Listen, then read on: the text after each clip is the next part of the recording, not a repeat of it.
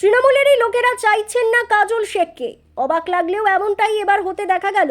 যদিও এই ঘটনার পরিপ্রেক্ষিতে এখনো পর্যন্ত কাজল শেখের কোনো প্রতিক্রিয়া পাওয়া যায়নি, তবে বলে রাখা ভালো, তাকে না চাওয়ার এই তালিকাতে আবার রয়েছেন খোদ সিউড়ির প্রাক্তন বিধায়ক অর্থাৎ বিকাশ রায় চৌধুরী।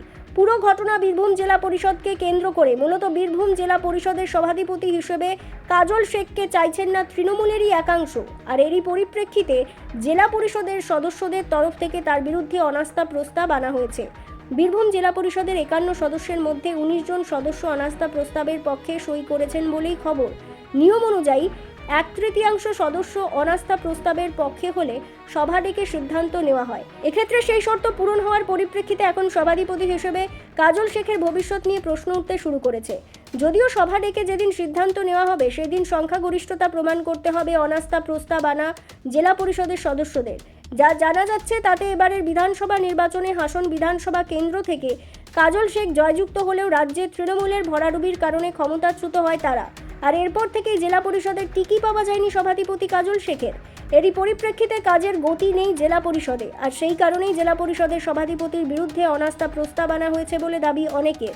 আবার অনেক জেলা পরিষদের সদস্যদের দাবি, নিজের খেয়াল খুশি মতো কাজল শেখ জেলা পরিষদ চালাতেন, তাদের কোনো মতামত নিতেন না। অন্যদিকে এই অনাস্থা প্রস্তাব আনার পরই বীরভূম সাংগঠনিক জেলার বিজেপি সভাপতি উদয় শঙ্কর ব্যানার্জি কাজল শেখকে একহাত নিয়ে জানিয়েছেন, তিনি তো জেলা পরিষদকে হজ হাউস বানিয়েছিলেন। বীরভূম জেলার যে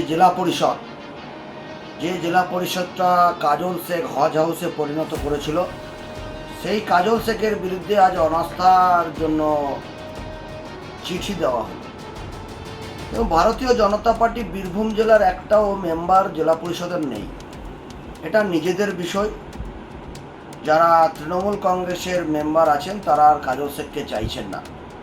তো এখন দেখা যাক আগামী দিনে অনাস্থা প্রস্তাব গ্রহণ হলে আগামী দিনে জেলা পরিষদের সভাধিপতি কে হয়। আমরা পুরো বিষয়টাই মনিটরিংয়ের মধ্যে রাখছি। আমরাও দেখব যে জেলা পরিষদের সভাধিপতি কে হচ্ছে।